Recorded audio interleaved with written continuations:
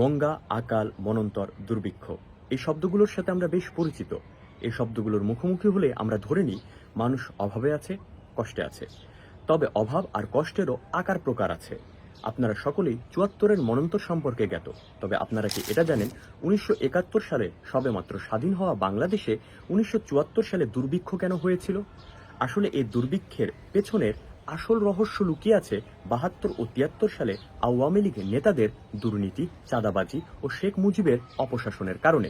আসেন জানি বিস্তারিত। ১৯৭১ সালে এক রক্তক্ষয়ী যুদ্ধের পর বাংলাদেশের অগণিত মানুষের আশা ছিল পাকিস্তান থেকে বিভক্ত হয়ে স্বাধীন বাংলাদেশ গঠিত হলে তাদের অর্থনৈতিক মুক্তি ঘটবে, দ্রব্যমূল্য হ্রাস পাবে, কর্মহীনদের কর্মসংস্থানের ব্যবস্থা হবে, শোষণহীন সমাজ দেখতে পাবে।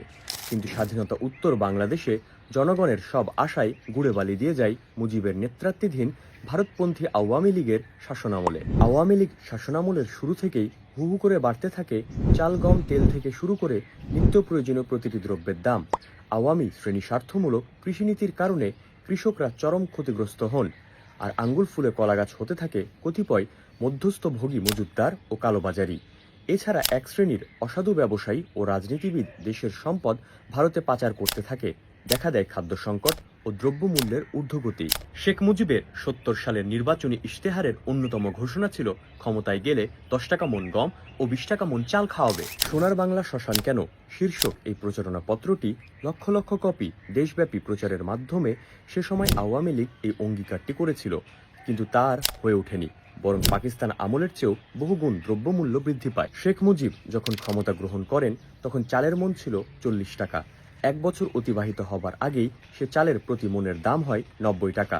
১৯৭১ সালের জানুয়ারিতে ক্ষমতা গ্রহণের সময় ধানের মণ ছিল ২৫ টাকা। বছর শেষে দাম দাঁড়ায় ৫০ টাকা মণ।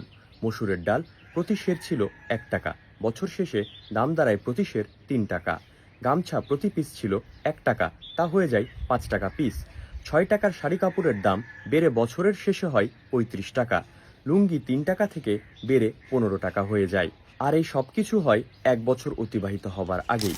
শেখ মুজিব ক্ষমতা গ্রহণের এক বছর না যেতেই এভাবে প্রতিটি পণ্যের অসহনীয় মূল্যবৃদ্ধি ঘটে। বহু হতদরিদ্র মানুষ ক্রয় করার সামর্থ্য হারিয়ে অনাহারে বা অর্ধাহারে দিনানিপাত করতে বাধ্য হন। তখন থেকেই মানুষ ধীরে ধীরে শেখ মুজিবের ফাঁকা বুলি ও মিথ্যা আশ্বাসের বাস্তবতা বুঝতে শুরু করেন এবং ক্রমশ প্রতিবাদ ও জনক্ষোভের প্রকাশ ঘটতে থাকে। ১৯৭২ সালে পল্টনে আয়োজিত এক জনসভায় তৎকালীন প্রধানমন্ত্রী শেখ মুজিবের উদ্দেশ্যে ন্যাপ প্রধান মোজাফফর আহমদ বলেন, আপনি ভাত দিতে পারবেন না, তবে কিল মারার গোসাই কেন? চোখ থাকতে দেখছেন না, কান থাকতে শুনছেন না কেন? শুধুমাত্র কয়েকটি ভালো ভালো কথা ও ঘোষণা ছাড়া সত্যিকারভাবে জনগণ কি পেয়েছে? ২১ জুলাই পল্টনের এক জনসভায় মুজিববাদীদের উপহাস করে গণসঙ্গীত শিল্পী ফকির আলমগীর একটি সঙ্গীত পরিবেশনা করেছিলেন। সেখানকার একটি লাইন এরকম ছিল, ১০০ টাকা চালের দাম মুজিববাদের অপর নাম। মহিউদ্দিন আহমদ তার জাসদের উত্থান পতন অস্থির সময় রাজনীতি বইতে লিখেন, ৭০ সালে এক সের চালের দাম ছিল ১ টাকা। ৭৩-এর প্রথম দিকেই চালের সের ৩ টাকায় উঠে এবং বছর শেষে তা ৮ টাকা হয়ে যায়। চোরাচালান বেড়ে যায় বহুগুণ। আসলে দুর্ভিক্ষ শুরু হয়ে গিয়েছিল ১৯৭২ সাল থেকেই, তবে ১৯৭৪ সালে সেটা প্রবল আকার ধারণ করে। সে সময়ের সংবাদপত্রে প্রকাশ করা কিছু সংবাদের দিকে তাকালে বুঝতে পারবেন তৎকালীন জনগণের জীবনযাত্রার কি অবস্থা ছিল। যেমন, খাদ্যের অগ্নিমূল্য কমাও, লজ্জা নিবারণের বস্ত্র দাও, ২০ আগস্ট ১৯৭২ ইত্তেফাক। খাদ্য সংকট তীব্রতর হচ্ছে, ২২ আগস্ট ১৯৭৪ গণকণ্ঠ। নওগাঁয় পেটের পীড়ায় এক মাসে ৫ শতাধিক ব্যক্তির মৃত্যু, ৭ই নভেম্বর ১৯৭৪ আজাদ। এছাড়াও মুক্তগাছায় ভীষণ খাদ্য সংকট, ক্ষুধার্ত পিতা কর্তৃক শিশুকন্যাদের পানিতে নিক্ষেপ করা হচ্ছে। দুর্ভিক্ষ ও মহামারীর করাল গ্রাসে নোয়াখালী। দুর্ভিক্ষের করাল গ্রাসে ক্ষুধার জ্বালায় মা সন্তান বিক্রি করে চাল কিনছে। ৩ দিন অনাহারের পর আত্মহত্যা, অভাবের তাড়নায় স্ত্রী হত্যা ইত্যাদি শিরোনামে তৎকালীন অনেক খবরের কাগজ পেয়ে যাবেন। সংবাদগুলোর এমন ধরনের তথ্যের ভিত্তিতে সিদ্ধান্ত নেওয়া যায় যে ৭৪-এর দুর্ভিক্ষের পটভূমিতে ৭২ ও ৭৩-এর ভূমিকা অনস্বীকার্য। তারপরও সে সময় দেশের অবস্থা কতটা ভয়াবহ ছিল তার প্রমাণস্বরূপ জন পিলগারের অ্যান আনফ্যাশনেবল ট্র্যাজেডি 1975 নামক শিরোনামে এই ভিডিওটি দেখে নিতে পারেন। এই সময় সরকার রেশনের চালের দাম বাড়িয়েছে ২৯ টাকা থেকে ৪০ টাকায়, বৃদ্ধির হার ৩৮%। ১৯৭২-এর প্রথম জুলাই প্রতি মণ সরু আমন চালের খুচরা দাম ছিল বাজারে ৭৫ টাকা। ১৯৭৩-এর জুলাইতে হয়েছে ১১৫ টাকা। 1974-এর মার্চে তা বেড়ে হয়েছে 160 টাকা, বৃদ্ধির হার 215%। মসুরের ডাল 1972-এর 1 জুলাই প্রতি মণ 41 টাকা, 1974-এর মার্চে 150 টাকা, বৃদ্ধির হার 154%। মুগ ডাল 50 টাকা, 1974-এর মার্চে 180 টাকা, বৃদ্ধির হার 260%। 1974 সালে 1 নভেম্বর রাতে বিবিসি খবরে বলা হয়, বেসরকারি হিসেবে বাংলাদেশের দুর্ভিক্ষে এখন পর্যন্ত লক্ষাধিক লোক প্রাণ হারিয়েছে। 74 সনে বন্যার প্রেক্ষিতে বিদেশ থেকে প্রচুর সাহায্য সামগ্রী এদেশে এসেছিল, কিন্তু সেটাও শেখ মুজিব আওয়ামী লীগ লুটপাট সমিতির সদস্যদের দিয়ে বন্টন করার উদ্যোগ নেয়। সেই পুরাতন নিয়মে রিলিফ বন্টনের কর্মটি সম্পাদিত হয়। লুটপাট করে সব রিলিফ নিজেদের গোডাউনে মজুত করা হয়। সরকারের এমন গরিমসী কর্মকাণ্ডের বিরুদ্ধে 1974 সালের অগাস্টের শেষের দিকে হুঁশিয়ারি প্রদান করে মজলুম জননেতা ভাসানী এক বিবৃতিতে বলেন, দুর্গত লোকেদের ত্রাণ কাজ ত্বরান্বিত না হইলে পরিস্থিতি ভয়াবহ আকার ধারণ করিবে। 1943 সালের দুর্ভিক্ষে একমাত্র বিলম্বের জন্যই 52 লাখ লোক মারা গিয়াছিল।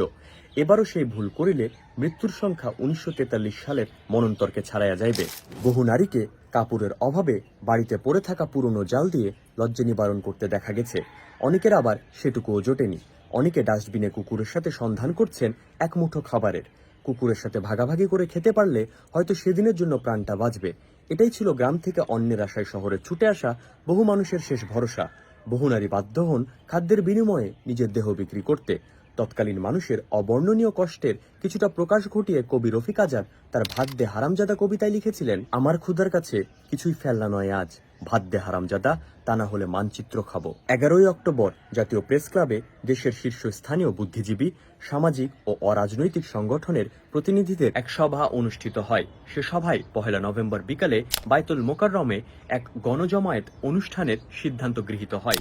সে সভায় মনন্তর প্রতিরোধ আন্দোলন নামে একটি বিবৃতিমূলক প্রচারণাপত্র পাঠ করা হয়েছিল, যে বিবৃতিমূলক প্রচারণাপত্রে 82 জন বুদ্ধিজীবী স্বাক্ষর করেছিল। এখান থেকে আমি কিছু গুরুত্বপূর্ণ অংশ শুধুমাত্র তুলে ধরব। সম্পূর্ণ প্রচারপত্র আপনাদেরকে শোনাতে গেলে সেটা সময় সাপেক্ষ এবং আপনাদেরও বিরক্ত লাগবে। বাংলাদেশের প্রধানমন্ত্রীর দেশের বর্তমান সংকটকে সামরিক বলে অভিহিত করেছেন এবং দুর্ভিক্ষে রাজনীতিতে লিপ্ত না হবার জন্য বিরোধী দলগুলোর প্রতি আহ্বান জানিয়েছেন। প্রধানমন্ত্রীর এই উক্তিতে কোনো রকম দূরদর্শিতা ও বাস্তববোধের পরিচয় আছে বলে মনে করি না। আমরা স্পষ্টভাবে বলতে চাই যে বাংলাদেশের বর্তমান মনন্তর মনুষ্য সৃষ্ট এবং উৎপাদন যন্ত্রের সাথে সম্পর্কবিহীন এক শ্রেণীর মজুতদার, চোরাচালানি ও রাজনৈতিক সমর্থন পুষ্ট ব্যবসায়ীদেরই এই মারি ও মনন্তরের জন্য দায়ী। এক কথায় বর্তমান শাসক গোষ্ঠী এই শ্রেণীরই প্রতিনিধি ও স্বার্থ রক্ষায় নিয়োজিত। গত 3 বছর ধরে এক শ্রেণীর মানুষ নামধারী রাজনৈতিক ক্ষমতাবান অমানুষের নির্লজ্জ শোষণ, তস্কর বৃত্তি, সন্ত্রাসবাদ, চাটুকারিতা, প্রতারণা ও দুঃশাসনের যে প্রতিযোগিতা চলেছে, তারই ফল বর্তমান মনন্তর। এক কথায় বাংলাদেশের বর্তমান দুর্ভিক্ষ ও অর্থনৈতিক সংকট গত 3 বছরের লুটেরা শাসন, শোষণ ও অর্থনৈতিক নিষ্পেষণেই ফল। মতান্তর সম্পর্কে বিদেশি সংবাদ মাধ্যম ও দেশি সংবাদ মাধ্যমের কিছু তথ্য আপনাদের কাছে উপস্থাপন করি। 1974 সালের 1 নভেম্বর রাতে বিবিসি খবরে বলা হয়, বেসরকারি হিসেবে বাংলাদেশের দুর্ভিক্ষে এখন পর্যন্ত লক্ষাধিক লোক প্রাণ হারিয়েছে। 8 ডিসেম্বর 1974 সালে গণকণ্ঠের প্রতিবেদনে বলা হয়েছিল, দুর্ভিক্ষে 5 লাখ মরেছে, আর 10 লাখ মরবে। রাজধানীর পথে পথে অগণিত মৃতদেহ পড়ে থাকতে দেখতে পাওয়া যায়।